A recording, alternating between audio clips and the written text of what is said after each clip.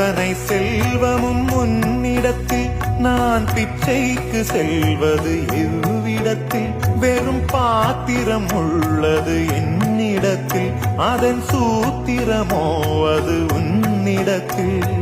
ஒரு முறையா இருமுறையா பல முறை பல பிறப்பெடுக்க வைத்தாய் புதுவினையா பழவினையா கணம் கணம் தினம் என்னை துடிக்க வைத்தாய் பொருளுக்கு அலைந்திடும் பொருளற்ற வாழ்க்கையும் துரத்துதே உன் அருள் அருள் அருள் என்று அலைகின்ற மனம் இன்று பிதற்றுதே அருள் விழியால் நோக்குவாய்